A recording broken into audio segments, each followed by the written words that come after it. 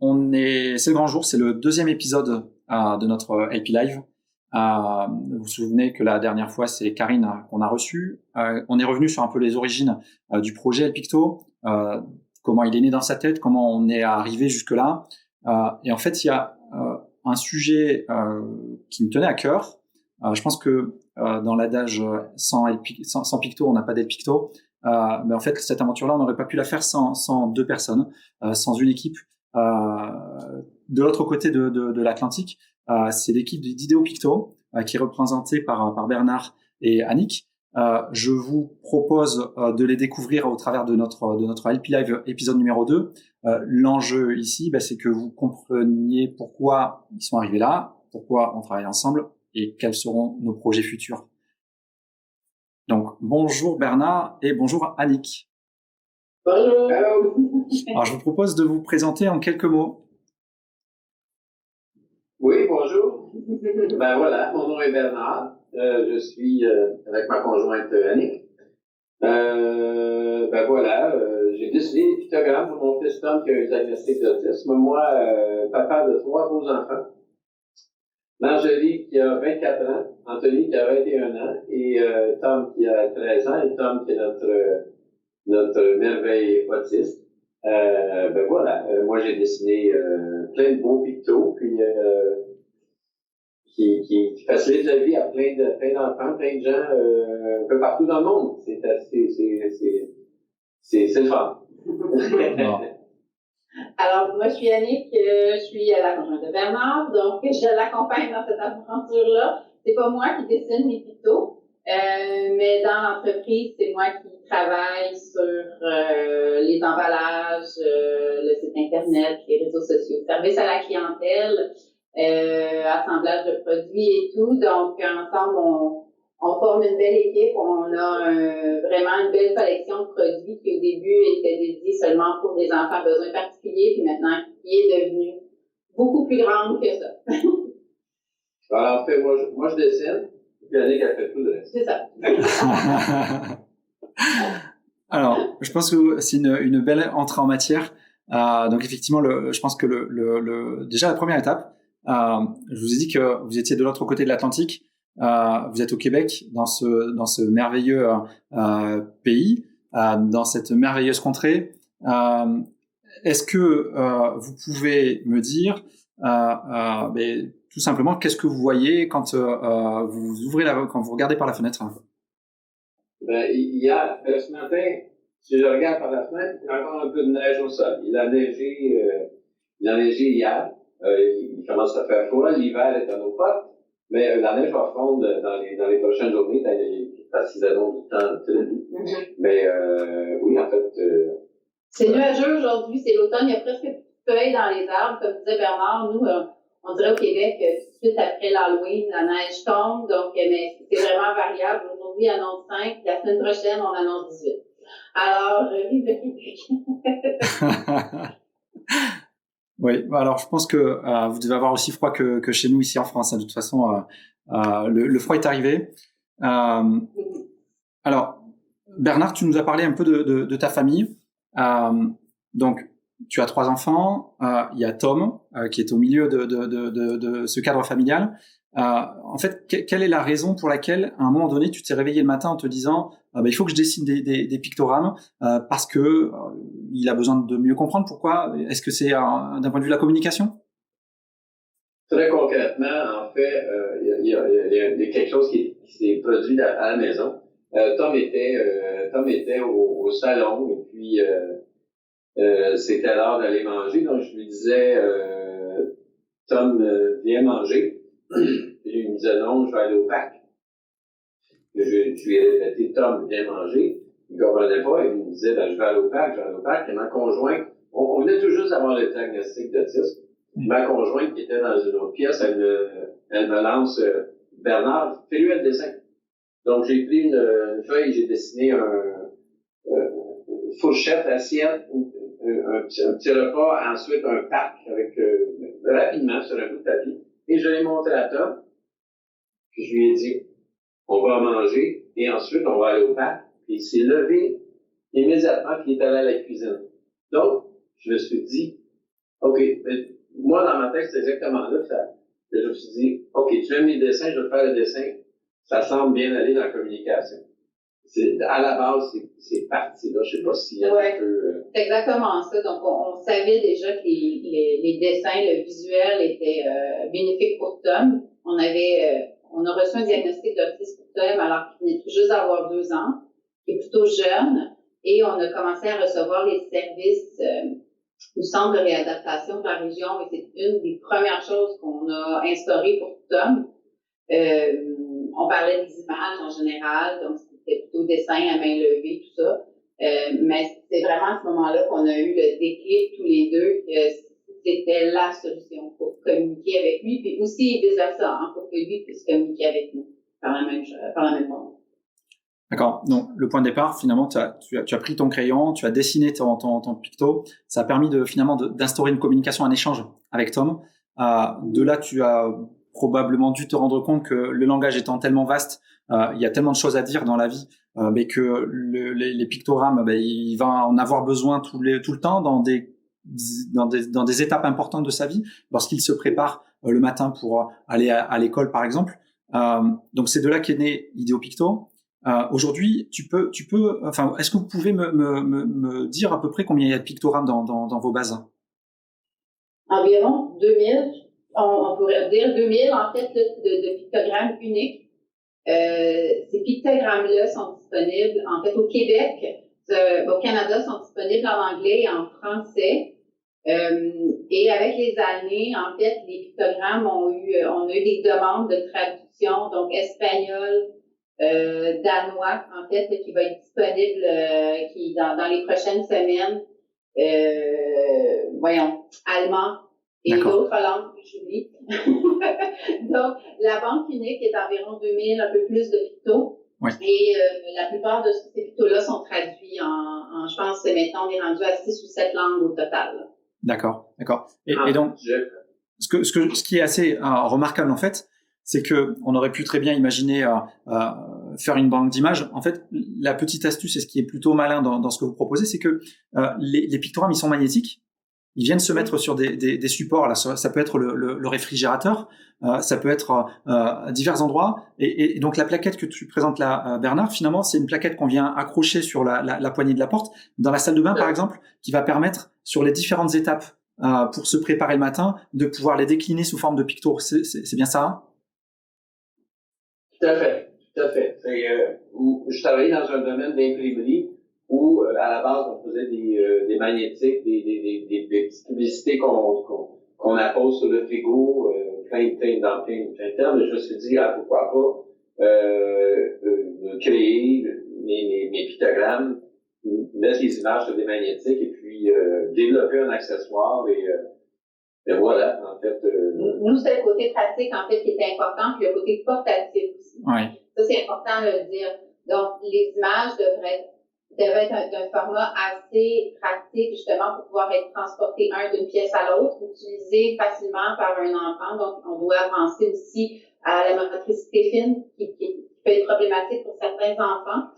Donc, les pictos ont l'air de pièces de jeu. Okay? Donc, vraiment, à la base de ça, c'est magnétique à l'arrière, donc ça veut dire qu'on peut les apposer sur tout ce qui est magnétique ou métallique. Donc, après ma barre, le produit, c'était ça.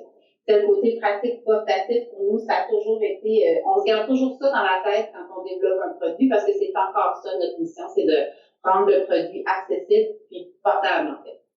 Oui, mais en fait, de pictogrammes, il y a environ 2000 images. Oui. Il y a plusieurs jeux dans la ligne idéo. Il y a un jeu intégral, celui-ci a 700 pictogrammes. Il y a un jeu de départ, il y a un jeu scolaire, il y a différentes thématiques. Donc, et en fait, les pictogrammes, ils ont grandi avec Tom. C'est-à-dire que ils sont Tom aux alentours de 4 ans, il a un vocabulaire qui est celui des enfants de 4 ans, il a des besoins d'enfants de 4 ans. Forcément, il a évolué. Aujourd'hui, il est devenu ado. Et donc forcément, ses besoins ont évolué. Peut-être qu'il utilise moins les pictogrammes, mais pour autant, peut-être que ça le rassure aussi toujours de pouvoir disposer finalement de cette base de communication. Et donc en fait, il y a effectivement un jeu intégral, et ensuite il y a des décompositions avec des pictogrammes qui sont plutôt orientés pour les enfants, des pictogrammes plutôt orientés pour les ados et les adultes. Oui. Oui, tu apportes un bon point, Anthony, quand tu dis, dans sa progression, Tom, à un certain moment donné, tu dis, j'ai plus besoin des pictogrammes, j'ai grandi, je comprends. Et on a comme arrêté un peu le système de pictogrammes pour s'apercevoir que Tom se désorganisait un peu dans le temps, dans sa planification. On a réutilisé le pictogramme, faire un horaire sur le frigo, et sans que Tom aille la voir continuellement ou s'y référer. Il le sait qu'elle est là et ça le rassurait. Le simple fait de savoir qu'il y avait un horaire sur lequel il pouvait aller voir, sans vraiment y aller plusieurs reprises comme dans le passé, mais ça le rassurait. C'est le même principe finalement pour les adultes que d'avoir un calendrier sur le réfrigérateur ou un agenda dans nos téléphones. Donc, juste le fait de savoir que c'est là qu'on peut y avoir accès quand on a besoin, c'est rassurant. Donc, on a moins peur d'oublier des trucs. C'est pareil pour les enfants, sauf que le principe est différent, est imagé.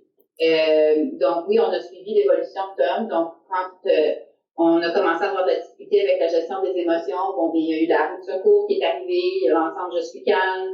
Quand Tom fait son entrée à l'école, l'ensemble scolaire, ado adulte. Ouais. En fait, cette roue-là est très importante parce que faut savoir que les jeunes qui sont porteurs de ce type de handicap, à un moment donné, ils peuvent avoir des difficultés à exprimer des sentiments ou à comprendre des sentiments. Et parfois, on a besoin de leur donner des petites astuces pour que, en fonction du sentiment qu'ils vont ressentir, ils ont besoin d'avoir une trousse à outils et une roue de secours pour que sur la colère, on leur propose une alternative.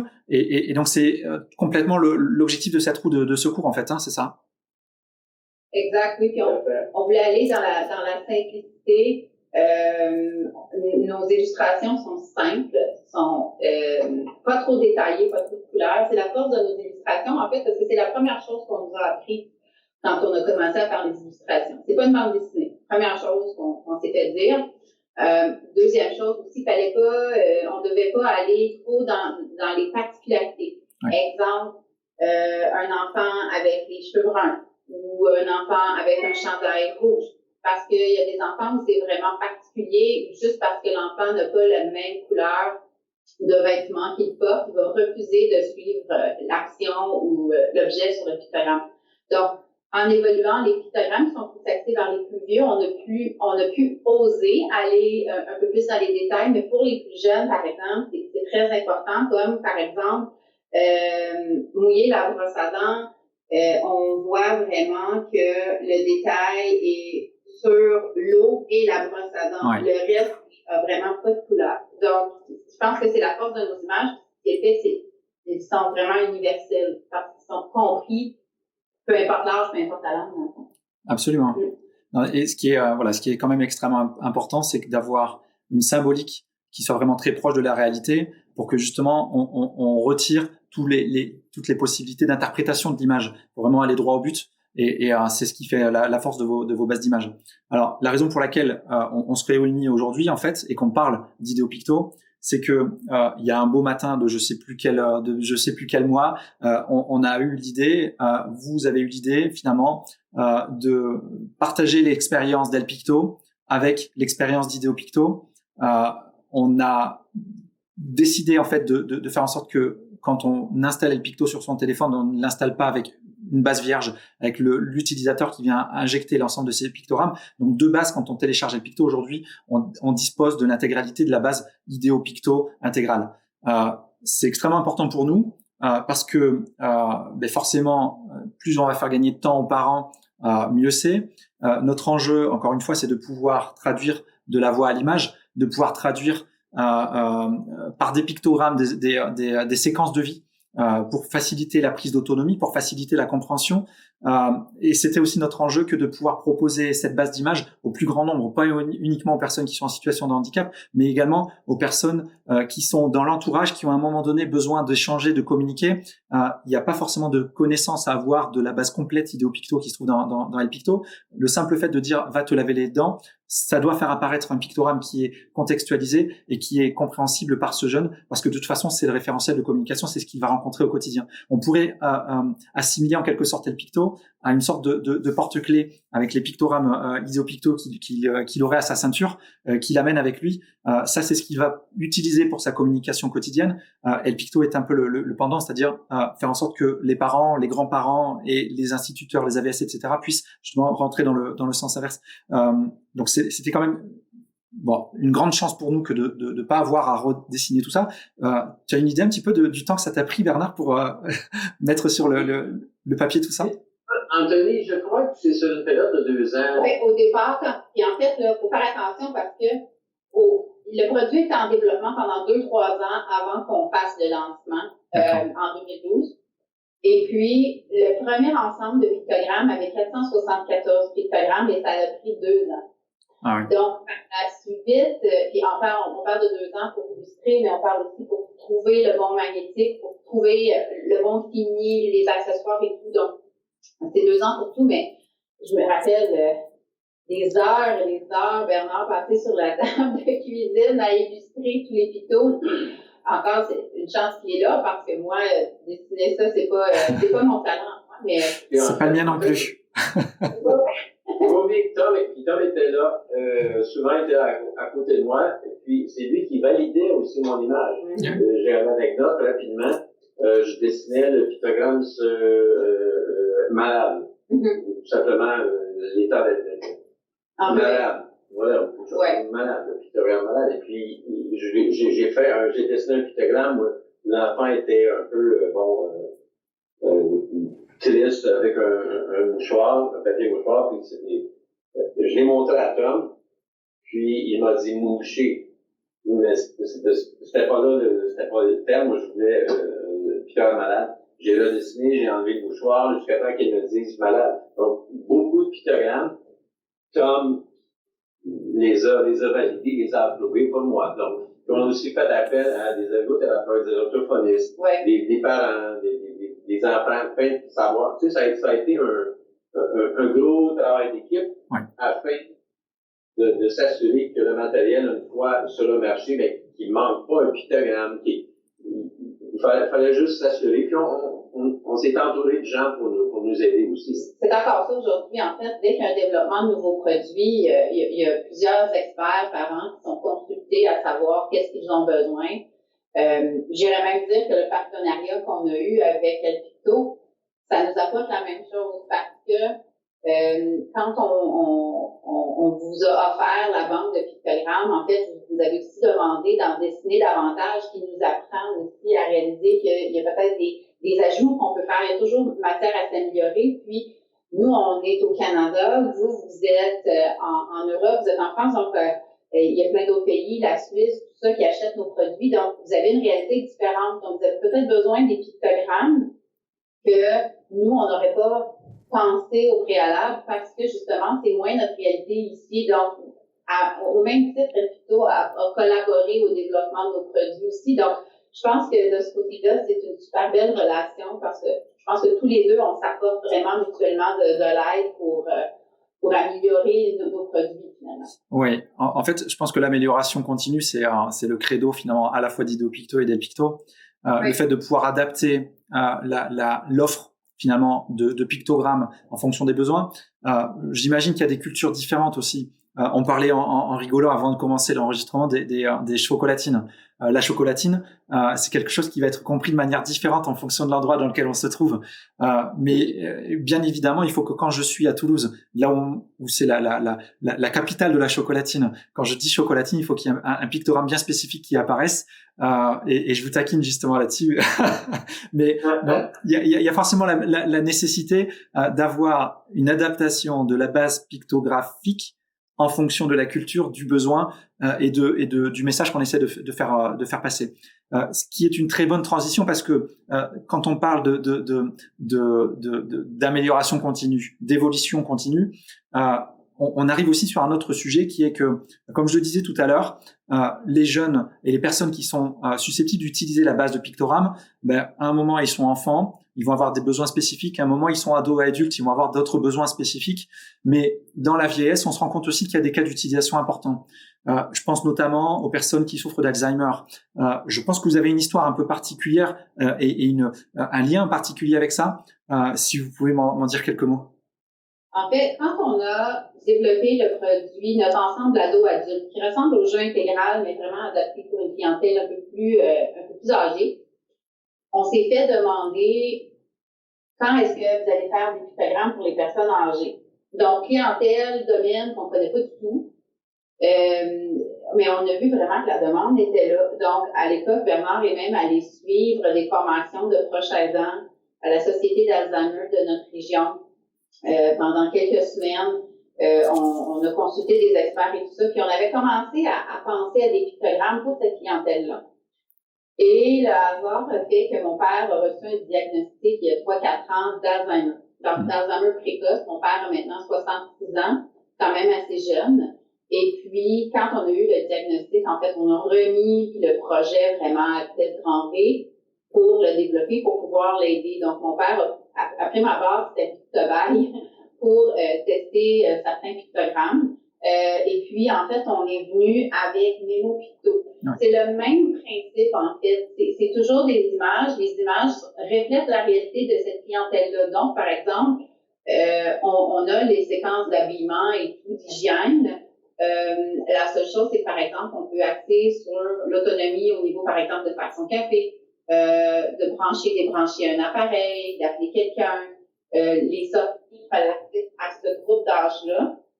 Donc, c'est un ensemble avec des accessoires aussi pour aider cette clientèle-là. Donc, c'est drôle parce qu'on dirait qu'on devance toujours notre quotidien. Donc, le scolaire, par exemple, on l'a fait avant que Tom rentre à l'école, ado, adulte, avant, et là, le MemoPicto, ouais. Avant. Donc, c'est la histoire derrière ça. Donc, c'est comme une roue, hein. Il y a une espèce de cycle, en fait, qui fait que on est enfant, on est adulte, puis on dirait qu'on retourne un peu en arrière en vieillissant. Et cette clientèle-là, il y a presque rien qui existe. Donc, ils ont pourtant besoin d'un support visuel parce que c'est une clientèle avec un haut niveau d'anxiété à prime abord. Oui. L'image rassure la personne. Mon père, c'est une personne qui, avec la maladie, a développé vraiment une anxiété incroyable. Le fait d'être rassuré avec une image, ça lui apporte tellement, ça l'aide au quotidien, ça aide aussi les proches aidants autour de lui pour pouvoir l'aider. Donc, c'est comme ça que ce produit-là a vu le jour, en fait. Une petite parenthèse, les personnes âgées, l'acuité visuelle est moins là. Le pictogramme est plus grand. Ouais, c'est important. C'est important. Ouais. Ouais. Alors, la petite nouvelle aussi, c'est que tout comme vous nous avez fourni la base IdeoPicto pour les enfants, pour les ados, les adultes, vous nous avez aussi fourni la base MemoPicto.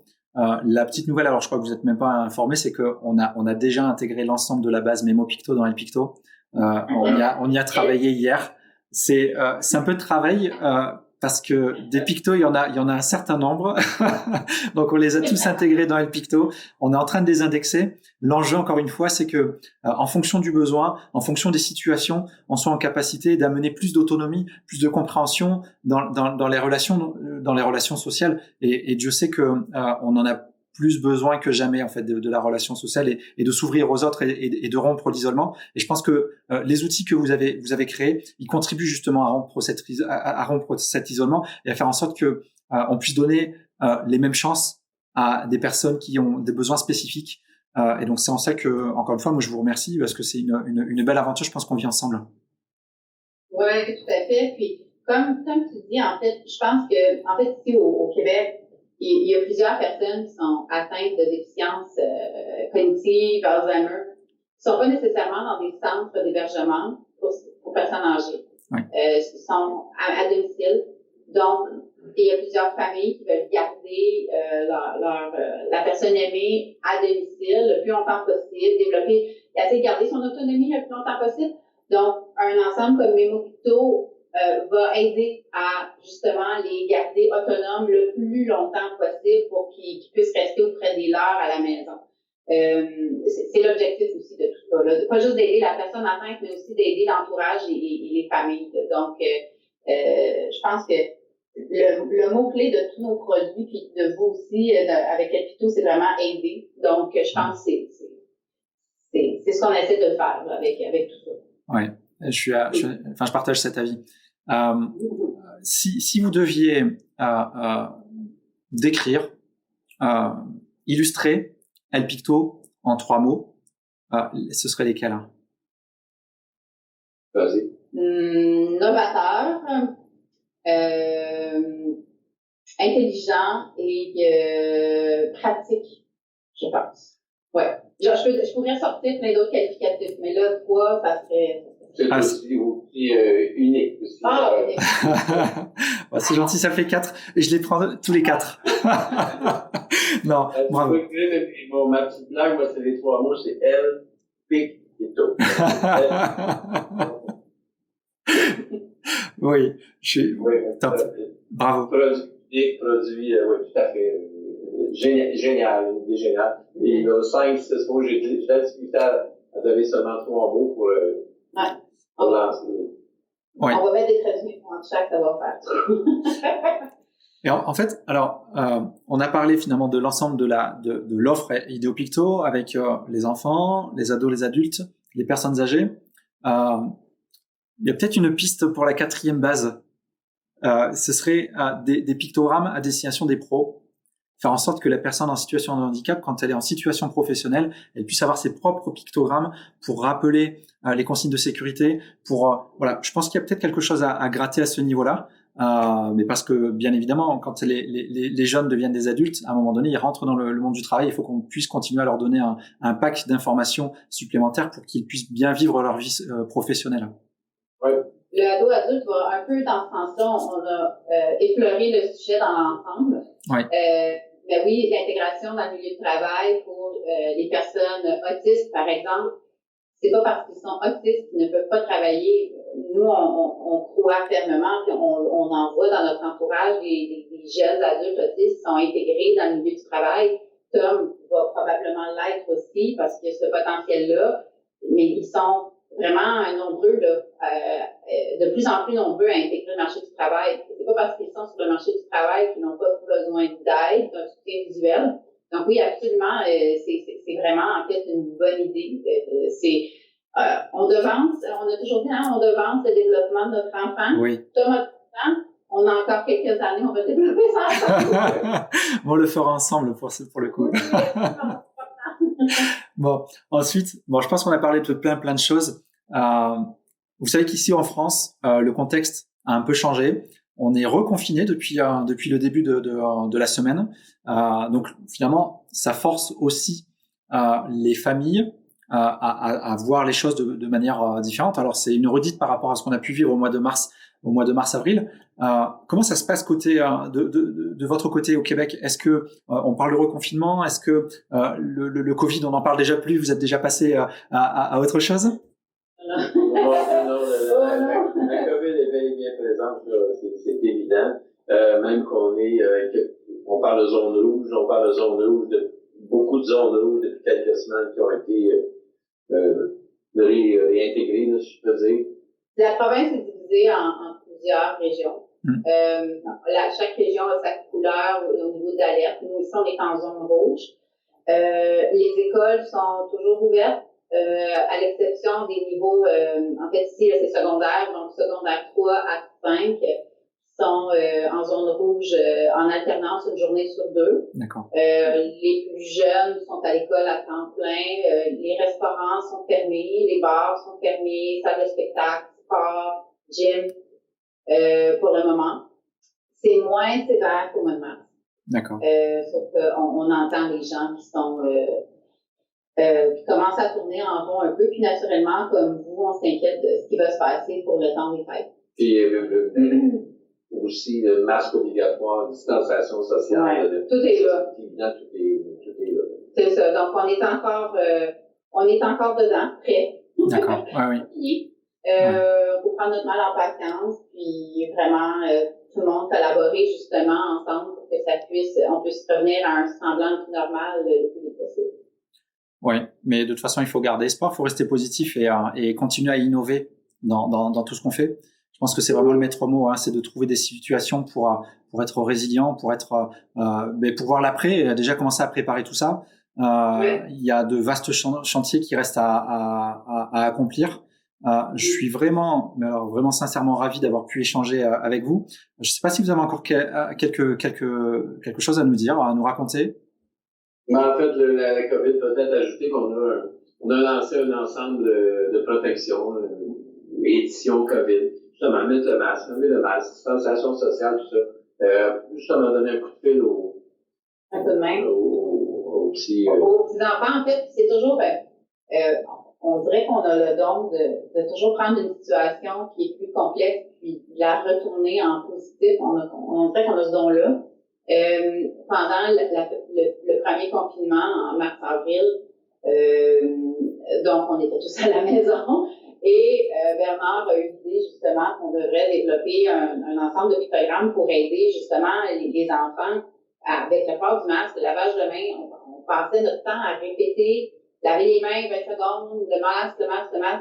Donc, on a développé avec plein de spécialistes, par exemple, une banque d'images complète, ergothérapeutes, travailleurs sociaux, éducateurs spécialisés, enseignants, directeurs d'école, petite enfance, parents, grands-parents, l'ensemble de protection, édition COVID-19, en fait, qui est 70 pictogrammes pour aider les enfants et même les plus grands, justement, à respecter des règles d'hygiène et de distanciation sociale.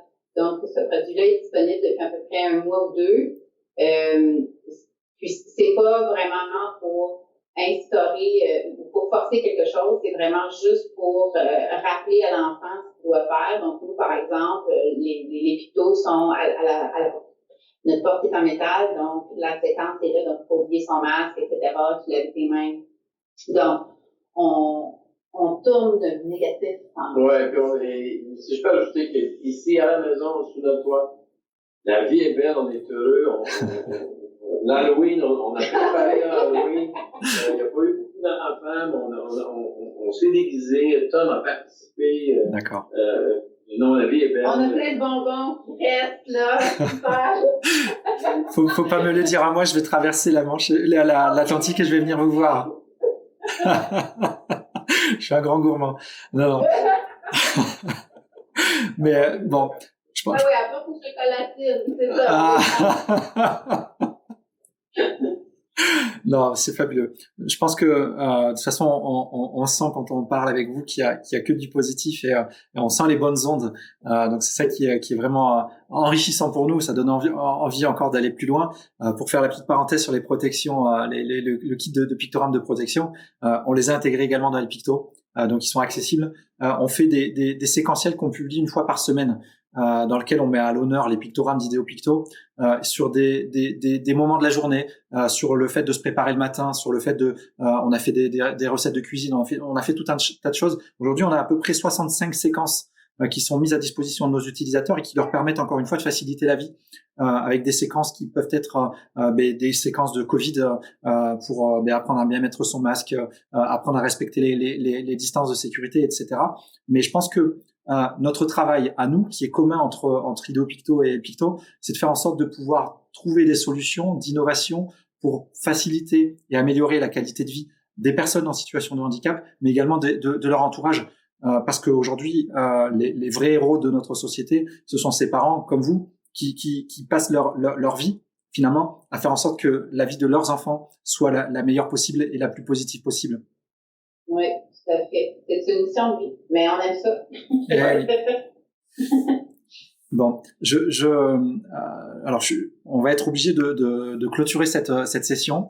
Malheureusement, on aurait bien passé encore quelques heures avec vous, mais donc c'est le moment pour moi de encore une fois de vous remercier de votre gentillesse et puis de votre disponibilité. On a eu quelques couacs techniques lors de la dernière séance, couacs qui sont résolus. On a encore plein d'autres histoires à raconter dans les mois et les années à venir. On a encore plein d'innovations et de nouveautés à présenter. Et donc ça, ce sera l'objet de notre LP Live numéro 3, c'est-à-dire dans un peu moins d'1 mois. Encore merci et à très bientôt. Merci. À la prochaine. À bientôt.